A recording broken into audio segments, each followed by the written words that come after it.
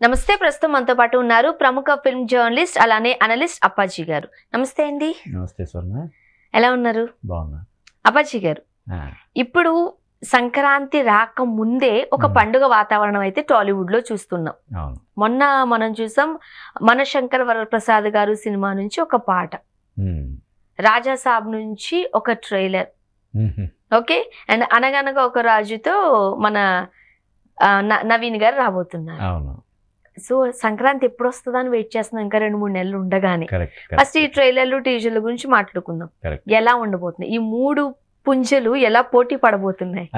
పుంజలే కదా ముఖ్యంగా స్వర్ణ. ఇప్పుడు ఇయర్ లో మనకి ఇయర్ మొదట్లో అంటే సంక్రాంతికి వస్తున్నాం సినిమా తర్వాత నుంచి మధ్యలో కొన్ని సినిమాలు 1-2 సక్సెస్ అయినా కూడా కోర్ట్ అని ఇటువంటివి, తర్వాత వరుసగా పెద్ద పెద్ద సినిమాలన్నీ కూడా ఫ్లాప్ అవుతుండడం వల్ల ఏమైంది టాలీవుడ్కి అనే పరిస్థితి వచ్చింది. అవును కదా, మరి నిజంగానే హిట్స్ లేవు కదా. అవును, కానీ ఒక్కసారిగా ఇప్పుడు లిటిల్ హార్ట్స్, మిరాయి, ఓజీ, అంటే ఓజీ కొన్ని చోట్ల మిక్స్డ్ రెస్పాన్స్ ఉన్నప్పటికీ కూడా ఓవరాల్గా అది చాలా పెద్ద విజయం సాధించే దిశగా ఇప్పటికి స్టిల్ ఇట్ ఈస్ రన్నింగ్. తర్వాత ఇప్పుడు వచ్చినటువంటి కాంతారా, ఈ సినిమాలు అత్యధిక వసూళ్లు సాధిస్తుండడంతో ఒక పండగ వాతావరణం ఇండస్ట్రీలో నెలకొని ఉంది. అయితే మనము ఈ కాంతారాని స్ట్రైట్ తెలుగు మూవీగా పెట్టలేము. అంటే ఇప్పుడు ఏంటంటే, ఇప్పుడు మన తెలుగు సినిమాలే అన్ని పాన్ ఇండియా సినిమాలుగా రూపొందుతున్న టైంలో ఇప్పుడు మనం కన్నడ సినిమా అని, తమిళ సినిమా అని మనం మనం చూడకూడదు. కాబట్టి అంటే ప్రతి Telugu cinema pan India cinema లాగా అవుతుంది కదా. ఇప్పుడు Prabhas pan India star, Ram Charan, NTR, Allu Arjun, దాదాపు మన దగ్గర ఒక 6 మంది పాన్ ఇండియా స్టార్స్ ఉన్నారు. ఇప్పుడు మహేష్ బాబు సినిమా అయితే ఏకంగా పాన్ వరల్డ్ సినిమాగా తీస్తున్నారు. కాబట్టి ఈ సినిమా కన్నడనో లేకపోతే ఇంకో సినిమా తమిళనో మనం అనుకోవాల్సిన అవసరం లేదు.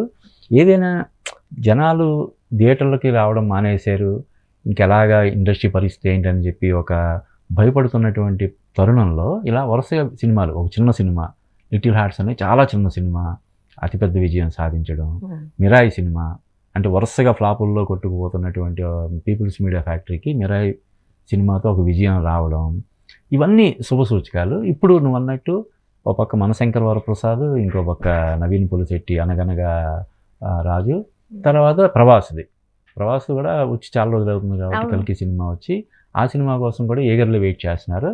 సో ఈ పండగ కోసం ఇప్పటి నుంచి, ఈ దసరా పండుగ నుంచి సంక్రాంతి పండగకి వెయిట్ చేసేలాగా ఇప్పుడు వాతావరణం నెలకొని ఉందని చెప్పొచ్చు. ఓకే, సో మనం ఒక్కొక్క సినిమా గురించి మాట్లాడదాం. ట్రైలర్లు ఎలా ఉన్నాయి, టీజర్స్ ఎట్లా ఉన్నాయి. ఫస్ట్ థింగ్ మనం మన శంకర్ వరప్రసాద్ గారి దగ్గరకు వద్దాం. చిరంజీవి గారిని ఎప్పుడో చూసాము అంత స్మార్ట్ గా. అవును, మళ్ళీ ఇక్కడ మన శంకర్ వరప్రసాద్ గారిలో చూస్తున్నాం.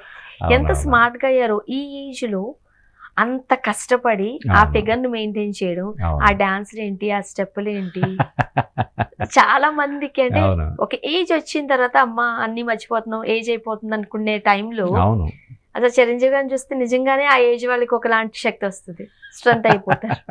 అంటే ఒక ఆడపిల్లగా నీకు తెలుస్తాయి.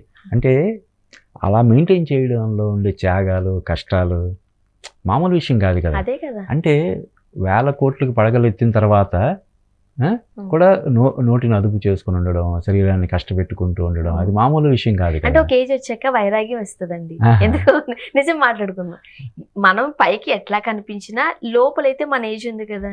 మనకు తెలియకుండానే బీపీలు వస్తాయి, ఎంటర్ అయితే నో నేనున్నా అని. మన బాడీ ఒక ఇల్లు లాగా, ఒక హోమ్ కదా, తెలియకుండానే షుగర్ ఎంటర్ అవుతూ ఉంటుంది, రకరకాల ఇష్యూస్ ఉంటాయి, ఏజ్ ఫ్యాక్టర్. ఆ టైంలో మనకేమిస్తుంది, చూస్తాం లైఫ్ లో ఇంకేం సాధిస్తాంలే, నచ్చింది తిందాం, నచ్చినట్టు ఉందాం, పడుకుందాం, ఎప్పుడు కావాలంటే అప్పుడు లేదు. ఇప్పుడు అడిగే వాళ్ళు ఎవరు, అయింది కాదనేవారు ఎవరు? ఈవెన్ ఓ ప్రవచనకర్త ఆయన చెప్తుంటాడు, కాకిలా కలకాలం బతకాలని ఉంది, అంశల 4 బతికినా కూడా చాలు కదా అని చెప్పి దీంతో కూడా కొంతమంది ఉంటారు. ఇప్పుడు సినిమా ఇండస్ట్రీ అంటే ఎంత కాదో అనుకున్నా, తక్కువలో తక్కువ 9 గంటలకు 10 గంటలకైతే విత్ మేకప్ ఉండాలిగా. మార్నింగ్ 6కి అలాగ ఉండేవారు. బట్ ఇప్పుడు చెప్తారు పెద్ద స్టార్స్ కాబట్టి ఆ ఎగ్జామ్షన్ ఉందేమో అనుకుందాం, కానీ ఎట్లయినా లేవాలిగా. వాళ్ళకంటే ఎక్సర్సైజ్లు అవన్నీ ఉంటాయిగా, చేసుకోవాలి. ఏది పడుతుంది పైగా ఒక సినిమా చేసేటప్పుడు ఒక సినిమా అనేది ఇప్పుడు అంతకుముందు అయితే 30-40 రోజులు 50 రోజుల్లో అయిపోతుండేది. ఇప్పుడు కొన్ని సినిమాలు సంవత్సరం 2 సంవత్సరాలు కూడా నడుస్తున్నాయి. అంటే ఆ ఫిగర్ని నువ్వు అలాగా 2 ఏళ్ళ పాటు అలా మెయింటైన్ చేయాలి కదా, అది ఇంకా కష్టం కదా.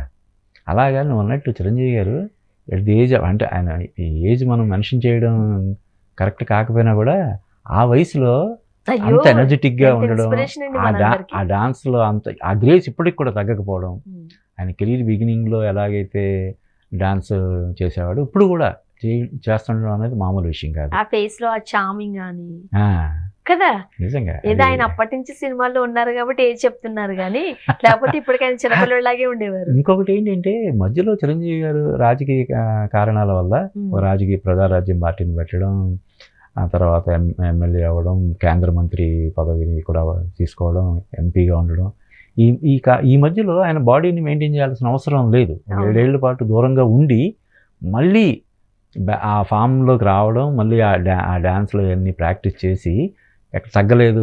చాలామంది ఖైదీ నెంబర్ 150 సినిమా 7 సంవత్సరాల గ్యాప్ వచ్చింది, వయసు వచ్చేసింది, ఇంకేం చేస్తాడులే డ్యాన్సులు అయినా అని అనుకున్నారు కదా. కానీ ఆయన ఎక్కడ ఆయన డ్యాన్సుల్లో కానీ, ఆయన పర్ఫార్మెన్స్లో కానీ, ఆయన ఫిజిక్లో కానీ ఎక్కడ గ్రేస్ తగ్గలేదు. అది one of the highlights point అని మనం చెప్పొచ్చు. చిరంజీవి గారికి మనం ఆ విషయంలో హ్యాట్స్ ఆఫ్ చెప్పాల్సిందే. ఆ విధంగా ఆయన తనకు తెలియకుండానే కోట్లాది మందిని ఇన్స్పైర్ చేస్తున్నాడు. అండ్ జనరల్గా ఇంక 50 తర్వాత మనం వయసు అయిపోయిందిలే, ఇంక అయిపోయిందిలే, బాధ్యతలు అయిపోయినాయి కదా అనే ఒక చిన్న ఇది వస్తుంది. కానీ ఆయన మరి ఇంత సాధించిన తర్వాత కూడా వాళ్ళ అబ్బాయి ఇప్పుడు ఈ రోజున గ్లోబల్ స్టార్ అయిన తర్వాత కూడా ఆయన ఎక్కడ తగ్గకుండా ఇంకా చెప్పాలంటే వాళ్ళ అబ్బాయికి పోటీ ఇస్తున్నాడు కదా. రామ్ చరణ్ ఒకటే పెద్ద సినిమా ఒకటే చేస్తున్నాడు, ఈయన ఇప్పుడు 2 సినిమాలు కదా. మనశంకర్ వరప్రసాద్, విశ్వంబర గారు అండ్ అంజనేయ అమ్మ గారు ఇద్దరు నా కొడుకు గొప్ప నీ కొడుకు గొప్ప అనుకుంటారు చూడండి. నీ కొడుకు ఒక సినిమా చేస్తున్నాడు, నా కొడుకు 3 సినిమాలు చేస్తున్నాడు అన్నట్టు. ఆ విషయంలో ఆయన అంటే మిగతా హీరోలతో పోటీ పడడం కాదు, వాళ్ళ అబ్బాయితోటి ఆయన గట్టిగా పోటీ పడుతున్నాడు. అవును. సో ఇప్పుడు మనం అనిల్ రావిపూడి గారు అంటే ఆయన ప్రమోషన్స్ లో ఎంత దిట్టో తెలిసిందే. ఈ మధ్య కాలంలో అలాంటి డైరెక్టర్ మనం చూడలేదు. సినిమా ఇంతే ఉండొచ్చు, బట్ దాని ప్రమోషన్స్ ఇంత హైప్ తీసుకొచ్చి జనాలందరినీ థియేటర్ లోకి తీసుకురావడంలో అనిల్ గారిది, ఇంకా అనిల్ గారి తర్వాత ఎవరైనా. అవును, అంటే అంతకు ముందు కూడా ఆయన సినిమాలకి ప్రమోషన్స్ పరంగా చాలా జాగ్రత్తలు తీసుకునేవాడు. కానీ ఈ సంక్రాంతికి వస్తున్న సినిమా విషయంలో ఆయన చేసిన ప్రమోషన్స్ వల్లే ఆ సినిమా 300 కోట్లు వసూలు చేసిందని చెప్పొచ్చు. అది అందరూ ఓపెన్గా ఒప్పుకున్నారు. ప్లస్ అదొక ఐ ఓపెనర్ లాగా ప్రతి ఒక్కరు కూడా సినిమాని ప్రమోషన్ అంటే ఇలా చేయాలి, ఇంత ప్యాషన్ తోటి, ఇంత డెడికేటెడ్గా, ఇంత ఇన్నోవేటివ్గా మనం ప్రమోషన్ చేస్తే రిజల్ట్ ఎలా ఉంటుందని చెప్పి నిరూపించిన సినిమా అది.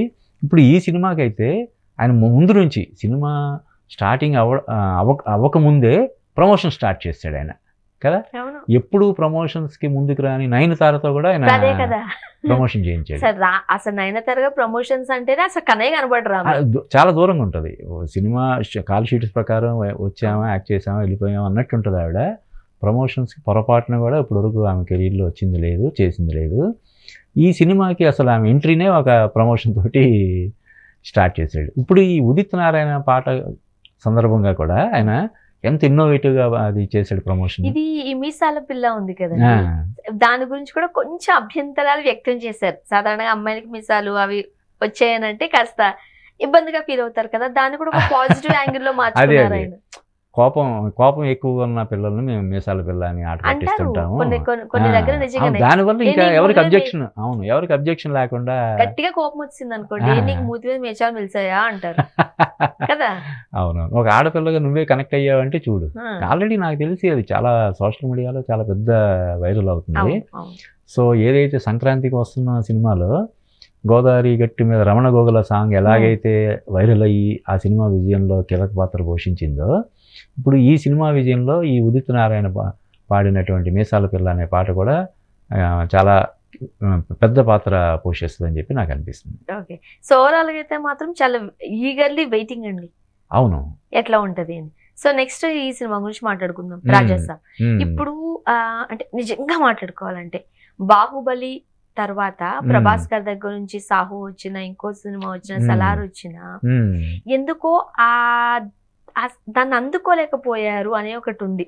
ప్రభాస్ బాహుబలి గారిని అందుకోలేదు. మళ్ళీని ఆ మిస్టర్ పర్ఫెక్ట్ లాను లేకపోతే మిర్చి లాను అవును చూడాలి అనుకుంటున్నారు అవును, జనాలు. అవును. ఈవెన్ నాకు కూడా ఎందుకు స్మార్ట్ గా ఫైటింగ్ లు అవి ఇవి కొంచెం అవును అవును లవర్ బాయ్ లాగా అవును. మంచి యాక్షన్ సన్నివేశాలు అవును. లేవు మిర్చిలో. అవును అలా చూడాలనుకునే వాళ్ళకి కరెక్ట్. హారర్ కామెడీ జోనర్ లో ఇంతవరకు ప్రభాస్ గారు అవును. చేయనే లేదు. అవును అక్కడి నుంచి వచ్చేసరికి దట్టు మారుతి గారి డైరెక్షన్ అవును తెలిసిన విషయమే. ఇదెన్ని ప్రకంపనలు సృష్టిస్తుందో అనే భయం. అవును. నువ్వు అన్నట్టు ఏదైతే చిరంజీవి గారి లుక్ వింటేజ్ చిరంజీవి గారి లాగా ఉందన్నావో ఇది ప్రభాస్ కూడా వర్తిస్తుంది. ఒక వింటేజ్ ప్రభాస్. నువ్వు ఇందాకన్నా డార్లింగ్, మిస్టర్ పర్ఫెక్ట్, మిర్చి సినిమాల్లో ప్రభాస్ అలాగ ఉండేవాడు. ఈ సినిమాలో అలా ఉండేలాగా మారుతి జాగ్రత్తలు తీసుకున్నాడు. అంటే బాహుబలి తర్వాత ఒక రాధేశ్యామ్ ఇలా మినహాయిస్తే ఒక సినిమా మినహాయిస్తే మిగతావన్నీ కూడా పీరియడ్ బ్యాక్డ్రాప్ లేదంటే వేరే డిఫరెంట్ బ్యాక్డ్రాప్, అసలు వేరే రకంగా చూపించడం కదా. అంటే లక్కీలీ సాహో, కల్కి సినిమాలు రెండు పెద్ద హిట్ అయినాయి కాబట్టి ఈ సినిమాతోటి ప్రభాస్ హ్యాట్రిక్ కొట్టడానికి అవకాశాలు ఉన్నాయని అంచనాలు ఉన్నాయి. కానీ నువ్వు అన్నట్టు ప్రాపర్ మనం ఏ సినిమాలు చూసైతే ప్రభాస్తో ప్రేమలో పడిపోయారో, ఆయన అభిమానులుగా మారిపోయారో వాటికి కొంచెం దూరంగా ఇన్నాళ్ళు ఉన్న ప్రభాస్ని ఈ సినిమాతో మళ్ళీ మారుతి తీసుకొస్తున్నాడు. అది ఆ సినిమాకి చాలా పెద్ద ప్లస్ పాయింట్ కాబోతుంది. ఇంకొకటి ఏంటంటే పెద్ద స్టార్స్ చేసినటువంటి ఈ హారర్ సినిమాలు కరెక్ట్గా కొంచెం వర్కౌట్ అయితే అవి అసలు మామూలు వండర్స్ క్రియేట్ చేయాలి. మనం చంద్రముఖి సినిమాలో చూడు. పైగా ఇప్పుడు నీకు పర్టికులర్గా బాలీవుడ్ని ఈ మధ్య కాలంలో వరుస ఫెయిల్యూర్స్ తోటి సతమతం అవుతున్నటువంటి బాలీవుడ్ని గట్టెక్కించిన సినిమాలు అంటే హారర్ సినిమాలు. చూడు నువ్వు బాలీవుడ్లో స్త్రీ కావచ్చు, స్త్రీ 2 కావచ్చు, బూల్ బులయ్య కావచ్చు, ఇలాగా ఇప్పుడు రష్మిక నటిస్తున్నటువంటి సినిమా తామా అది కూడా హారర్ జోనర్. అది ఎప్పటికి కూడా ఎవర్ గ్రీన్ జోనర్ అన్నమాట. అంటే జనరల్గానే మన హ్యూమన్ టెండెన్సీ మనల్ని ఎవరైనా భయపెడితే కొంచెం ఎంజాయ్ చేస్తుంటాం కదా. వెనకాల నుంచి వెళ్ళి కళ్ళు మూసే లేకపోతే బెదిరించాలని చూస్తే తర్వాత దాన్ని ఎంజాయ్ చేస్తుంటారు కదా. ఈవెన్ ఇప్పుడు మల్టీప్లెక్స్లో కూడా డబ్బులు కట్టి 200, 300 డబ్బులు కట్టి స్కేరీ హౌస్లకి ఎంత డిమాండ్ ఉంటుంది. అలాగా అటువంటిది ఒక హీరో అయితే ఇప్పుడు చంద్రముఖి రజనీకాంత్ చేసిన సినిమా ఎంత పెద్ద హిట్. కాబట్టి రాజా సాబ్ సినిమా కూడా ఆ రేంజ్లో హిట్ అవ్వడానికి అవకాశాలు పుష్కలంగా ఉన్నాయని చెప్పొచ్చు. ఒక రాజా. అవును. అంటే నవీన్ పొలిశెట్టి కూడా తను చాలా సెలెక్టివ్గా సినిమాలు చేస్తున్నాడు కదా. ఏజెంట్ సాయి శ్రీనివాస, జాతి రత్నాలు, తర్వాత మిస్టర్ పొలిశెట్టి, ఇప్పుడు ఇది 4వ సినిమా.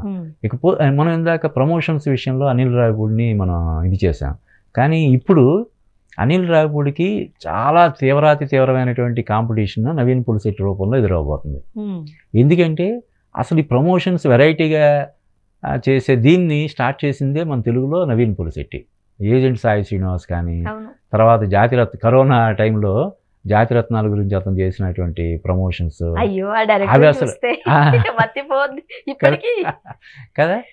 అంటే ఇప్పుడు మామూలుగానే ట్రెండ్ స్వర్ణ. ఒకప్పుడు హీరోలు ప్రమోషన్స్కి దూరంగా ఉండేవాళ్ళు. మహా అయితే ప్రీ రిలీజ్ ఈవెంట్కి వచ్చి వెళ్ళిపోయేవాళ్ళు.